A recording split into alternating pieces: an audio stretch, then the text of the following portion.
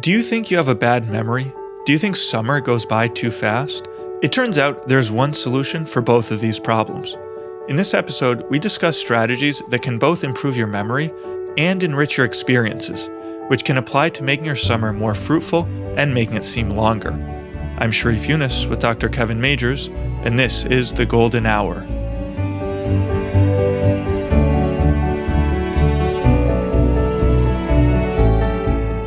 Improving your memory fits into a larger picture of working and living at your best. For the full view, check out our 4-week online masterclass available on optimwork.com. In it, Dr. Majors will guide you through all the key ideas of optimal work, with exercises provided to help you master them. Now let's get started.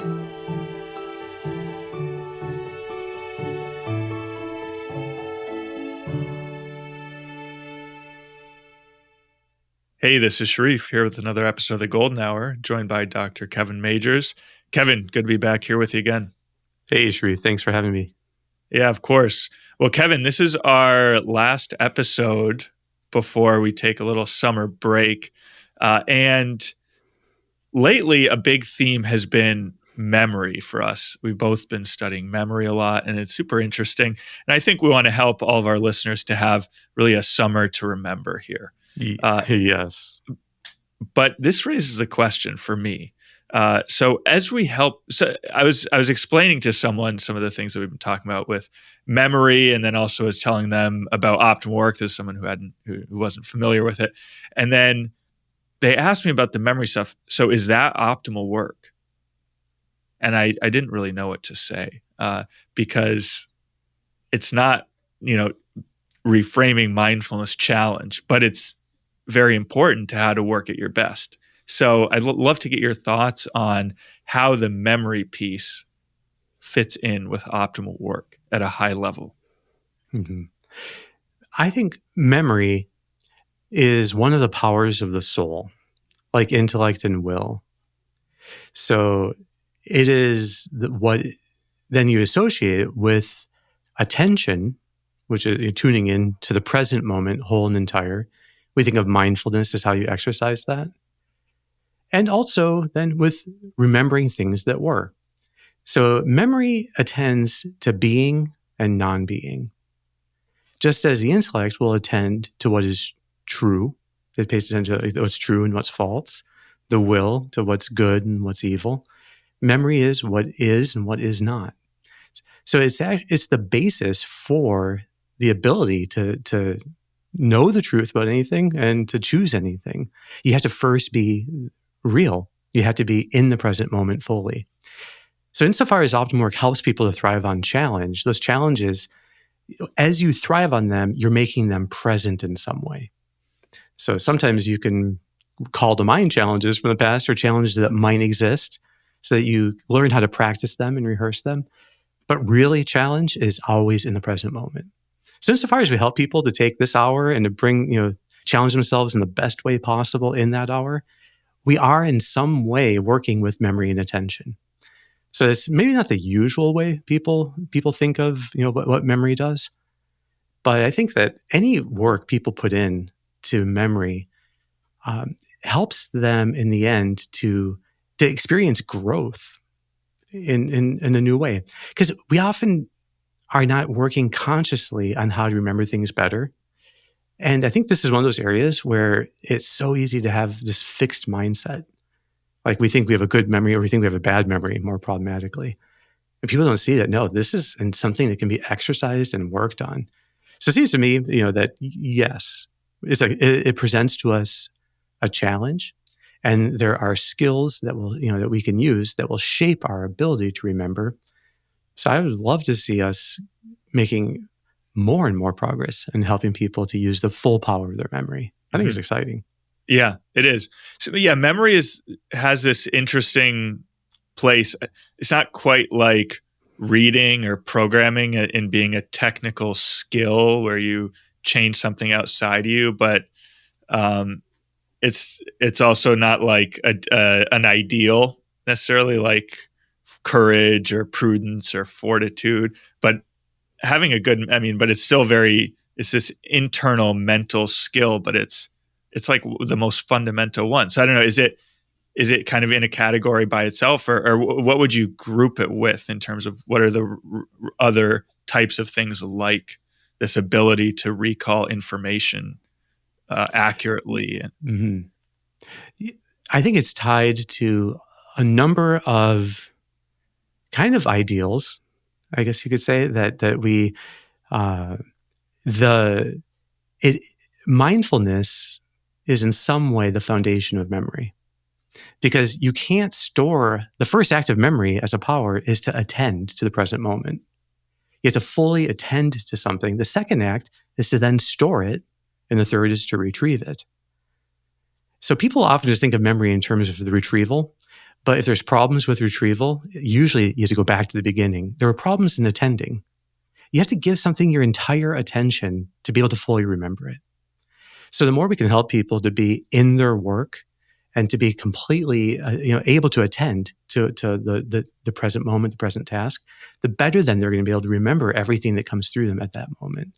But like multitasking and rushing, those things actually hurt your ability to attend to the present moment, and they also hurt your ability to then form memory. I think also it's tied to a sense of curiosity about being in contact with what is and discovering it, investigating it, letting your mind fully get into it. It's tied very much to understanding. That if you really want to understand something, or if I should say, if you really want to be able to remember something, in some ways, you just seek to deeply understand it. And the more you attain a really solid understanding of that thing, then the easier it is for you to just, without even putting effort in, you store the memory of it. So, because when you understand something deeply, you connect it to everything else you know. And it's the connection, in fact, that gets stored. So we don't really store so much numbers or facts or words. What we do store, in fact, is connections between things. So the more deeply you understand something, then the better you can remember it. So I think this idea of a summer to remember, is a nice theme of using the summer months to build your ability to remember things. There's also a side benefit of this, which is, don't you want to remember your summer? Don't you want the summer to feel like it's a very long time? And the same things that help us in practicing memory actually will help us to lengthen the summer. And so I think that's another angle on it. I remember this piece from 10 years ago by Claudia Hammond in Wall Street Journal, where she talked about how to make summer last longer. And she has a book on time perception, which I don't know, but the piece was excellent. And if you always, let's say, went to the same beach, and even if you went there every day, at the end of the summer, when you look back, it's going to feel like one day, because it's the same thing all the time. It might have been great, it might have been your favorite beach, but if it's always the same, when you look back, you won't be able to distinguish all the different days in your memory, except maybe in some kind of intellectual way, like I knew I went there, 20 times or 50 times. Just varying how you do things in the summertime. Have a completely new routine.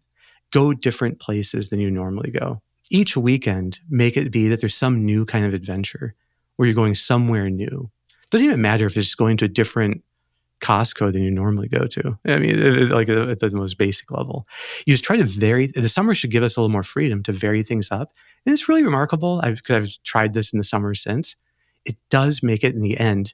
One, time flies by when you're in it, because there's all these new places you're going, even if they're minor places that that you go. But also then when you look back, it feels like the summer lasted a very long time. So I'll always look forward to varying things in the summer just to get that effect, because different places will increase how much memory then you have for those events. Yeah. Because there's this thing with memory, and I think we talked about it in our previous podcast on memory, that if you read a book in different rooms of your house, for example, that improves your memory of it, because your brain is just naturally going to associate different parts of the book with different things in that room. So you're giving your brain kind of more buckets to put things in if you go to different locations. Yeah, and that's so like a huge, the biggest part of our brain dedicated to one thing is our visual cortex. So anything that ties into images is extremely important. for the brain and easy for it to do. And the second biggest is the spatial part. So and then how you navigate in the spatial part. So we have another large part of our brain is about how to move through space. And when you look at Thomas Aquinas's, in the Summa Theologica, he talks about how to improve memory. The first thing is form new images, and in your mind. So whenever you learn something new, you make a new image that you associate with it, something that you haven't reused before. And then the second thing is places, to think of it in terms of places. So which also is very, very interesting.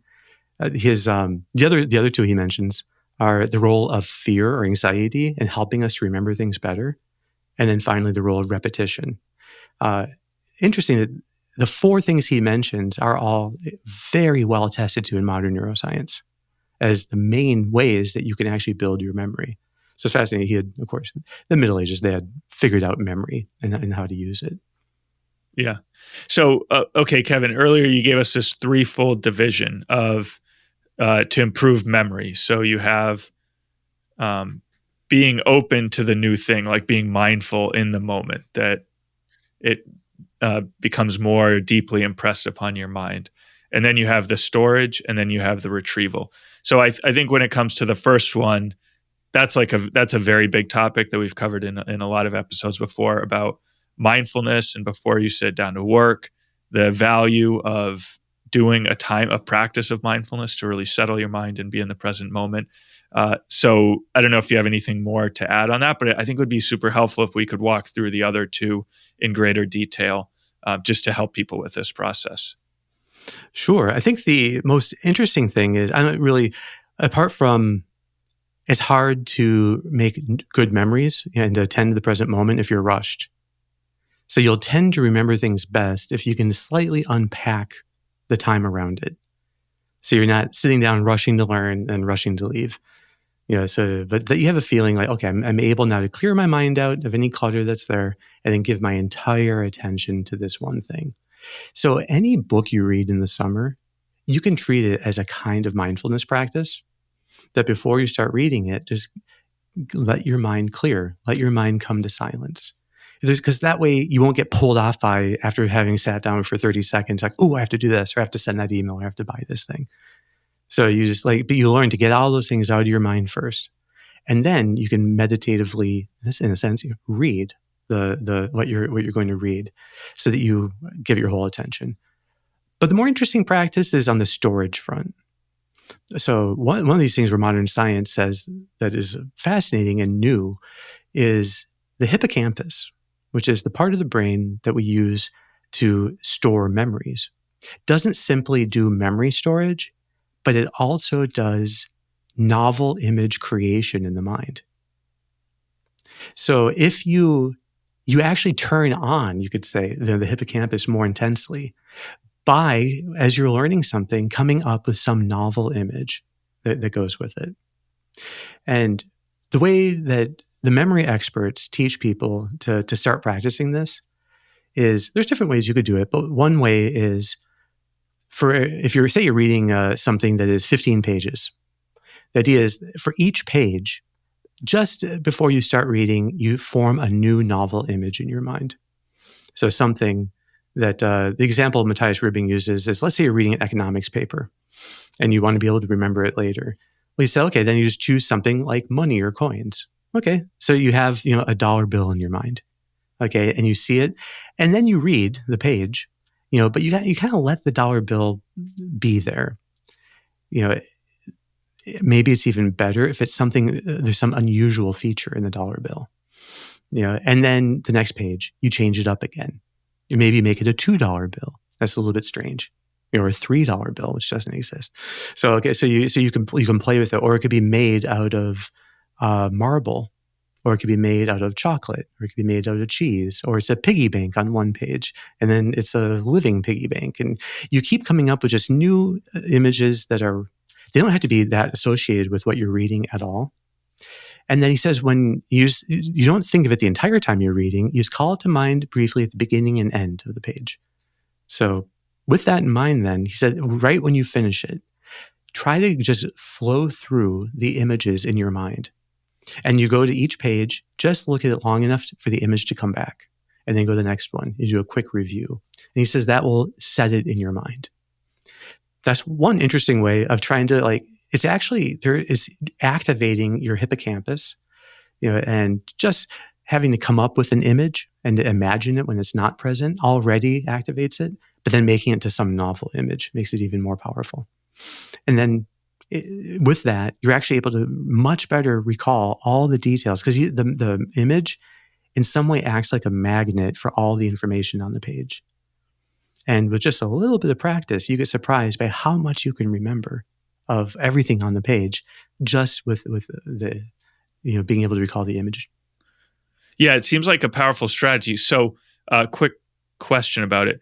Do you have to, or I mean, you don't have to do it if you don't want to, but is it necessary to do it? Would it be helpful to do it for like a novel? Or are we more talking about stuff with abstract information, skill, like technical With the reading? novel, you have a benefit, which is if the writer is describing anything, you try to really clearly imagine that as you're reading. So you don't need it.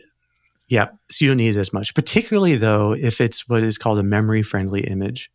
So a memory-friendly image, which is one like your hippocampus loves, we could say, is one it's like about 2 feet in front of you, and it's about 2 feet by 2 feet, by 2 feet. It's 3D. It's, it's about as big as your arms are, put apart like they're holding a box. And so you imagine it large, 3-dimensional, in color, with detail. With that, it doesn't take much. So if you were to say, think of an elephant. Okay, people might think, well, I'm not good at forming images. Probably you are. If you could say, is the snout up or down? That might be enough. Is it facing left or right? Is it head on or side view? There's all these ways, in fact, that are there, and people are doing a kind of a visualization. You can also use this in novels to remember names, and this works in real life too. So you try to come up with a name, so that somehow, so say you come across the name Jacob, and so you might think of a ladder or a well or something that you associate with the name Jacob, or I don't know. You could choose. You take anything from the name. It could even just be a sounds like. So Matthias sounds Rubin like says, rake, Jake and rake. Exactly. That's what I think. So you think of a rake. Yeah. Yep. And you want to go generally with whatever first comes to mind, because that's the one, for whatever reason, has more connections in your head. And so it doesn't need to be perfect. It just needs to be there. So, and if it kind of sounds like, so if it's Emily, then you might think of a mill or something. It is another example he gives. So you just try to use an image. In real life, it's best to associate the image with the person's face. We do have an incredible capacity to remember faces, but you unlock it if you focus on one unique aspect of the face. So I don't know, it could be, the person's beard, but that could change. So you have to be careful. Next time you see them, they don't have the beard, and then you have a hard time. But you just pick one thing in their face, and then you, in a sense, you play with it. You zoom it so it's like a landscape. And then the object that's their name is placed there. And you see that together. You can do this while watching video. So if you're watching television or a movie, and then you see, okay, you have someone's name. Sometimes you just want to watch things and enjoy it, and that's fine. But you can also use it to develop memory, and then you just try to get used to noticing people's faces with a particular characteristic. Just pay more attention to it, and gradually it gets easier to pick out a characteristic that you would like to use. And you can take their name. So then it's Bill, and so you think of a dollar bill, and okay, there's a dollar bill now sitting on the mole he has, which is like a mountain. Okay, and that's now how you associate those things together.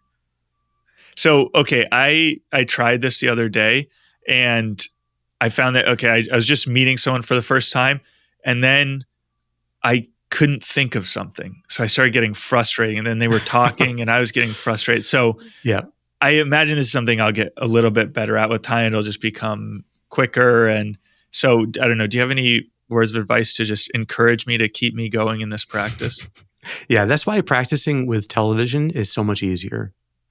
And or just when you're reading the newspaper or you're reading any kind of book, when you come across a name, try to imagine it somehow. So you get used to then forming images quickly. So this new image formation, which is meant to be activating your hippocampus, takes practice. But you can practice on your own. It's never easy. So if you're going to be going to a party, there's going to be 50 new people there, and you don't know, 49 of them. That is not going to be the place where you're going to find it easy to practice this. So that's like, you need like the fourth grade version, not the college senior version of what practice looks like.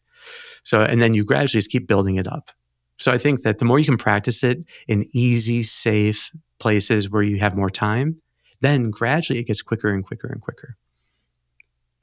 But there is something physical you're doing. Just coming up with a new image is a physical event in the brain.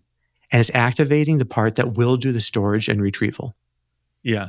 I was going to say there are also all these exercises that Matthias Ribbing gives for just training your ability to produce new images, like imagining something in front of you, like you said, large, 3D, color, and then rotating it. And like he has an exercise to imagine a cat. And then the first thing the cat starts doing in your mind is just starts moving. And so you want to make sure, okay, it stops moving. It's funny. When you first imagine the cat, it walks on its own. Yeah. And it's like, okay, it's hard to get it to stay still. So even a cat in your mind, it's hard to get it to do what you want. And then rotate it and then have it move very slowly, and then imagine it with a ball of string, and then imagine in different positions and so forth. And I think there's another one of imagine as many variations of like a car, I think it is, as you can. So just try to vividly imagine so there are these exercises you can do to just kind of train this muscle, strengthen this muscle. Yeah. So if you practice them, he says 2 minutes a day, even within a week, you notice the images are much quicker and more vivid. So, and it would be fascinating to study this, with our fMRI and other devices to be able to see what is really being activated by this. But it seems like it's the right part of the hippocampus. So any kind of image formation, and if you make it fantastic. So if you're imagining a cat with the ball of yarn, you could make the ball of yarn gigantic and the cat is tiny on it. Or you could have the cat inside the ball of yarn getting its way out of it. So you can play with images and come up with more novel ones. Just by changing around size, you're able to do that. One thing that's a fascinating experiment, which does the same kinds of stuff, is if you have a strong emotion, try to turn that emotion into a new image that you see right in front of you, or about that right size. You don't have to close your eyes. Just let your eyes see it with your eyes open. All this imaging work you should do with your eyes open. Because like when you're at a party and someone says your name, you don't have to close your eyes to think of the image. So it's always good to be practicing all of this with the eyes open, and it's not that hard. So then you can, even with the emotion, you let the emotion become an object. And then you analyze it in all this detail, and you let yourself form all this, richness about it. How heavy is it? If it's a ball, what is it? Is it hollow? Is it solid? How much does it weigh? What's the temperature? Does it conduct electricity? Does it rotate? Does it do anything? So you learn to play with it. And then the fun, interesting practice is you think of your internal reaction to this object, like to the original one. And there'll be something opposite, something different that comes out. So, and then you look at that and you describe that in full detail. And then you go back to the original object and it will have changed. And you go back then to your response object and it will have changed. And you go back and forth. We might need to go through this. We can do this at greater length in another episode. But that kind of exercise lets you exercise curiosity about the emotion, but it also lets you form new active images in your mind. I think that helps people. It helps people to experience, one, that these emotions aren't just permanent things, but once you let your mind get around it, think of a challenge you're facing. Whatever that challenge is, now what kind of object would come to mind? Like what kind of object would it be? you will come up with creative new ways of approaching the challenge if you let your brain do these creative things with it. So it's a fun thing to experiment with, and it still gets your image forming power exercised. Now, okay, Kevin, last question. So we often recommend that people form an image in their mind of them working at their best, or this is like reframing. Form an image in your mind of you loving and serving through this work. So what does that mean? Because we actually get this question a fair amount. What does that mean? And is it doing the same thing? Yes. So I think that what we're trying to do is unlock a new kind of creativity in people. So if you can imagine this work that you're about to do transformed into real love and service, you will start to think of new qualities that go in that work. Now, this is using a part of your brain that doesn't have language. So you might not be able to put into words what it is you're seeing when you do that. But it might be some kind of general feeling that you have. It could be, it could seem like an attitude or a mindset that you can't really put into words. And that would be a sweet spot of growth. So yes, I think that sometimes people with a vivid imagination can see flashes like a photograph, or like a little brief video. There's a few seconds of this flash, and a flash of this, and a flash of this. That's great too. You could also think of someone you admire most doing this task in your place to form a clear image of that person doing it. So being able to see your role models, being able to watch them as if in a movie, even doing things in your own life, that also unlocks this new kind of creativity, but it's doing the image work as well. So your entire right hemisphere doesn't really have language. So, it can use some aspects of language. It can understand to some extent, but the real language part of the brain is generally for most people in the left brain. But it does have insight, and it does have contact with reality, and it has an openness, in fact, to ideals and with bonds, and it does it all non-verbally. And that's what you're trying to tap into, because that's really how you then innovate in your work and come up with fresh new goals that you can be setting for yourself, which is ultimately what we're after. The other thing I like about it is it's not a goal in the work. So it's not that the good you're doing is thereby improved. It's a good really in you. And I think when we do something that improves ourself, that's like a kind of everlasting growth. That's very different than just doing a better job painting the fence more neatly with fewer drops. That's great. But if you grew in attentiveness or care for details, or love, by learning how to put love into something even like painting a fence for someone else, that actually stays with you and it has become a part of you. So I think of that as some everlasting form of growth. And that's why if you imagine yourself doing this task in a new way, turning it into love and service, it makes it that much better. Awesome, Kevin. I think that's a very powerful note for us to end on. So, great. And I also say if people in the summertime, they can maybe go back to previous podcasts we've done to see, whether there's from each podcast you can derive something to practice, and to see. I think the summer can be a unique time of growth. It's just going to be different than typically happens during the school year. Yeah, I think that's right. Awesome, Kevin. Well, thank you so much. All right, Sharif, thanks you.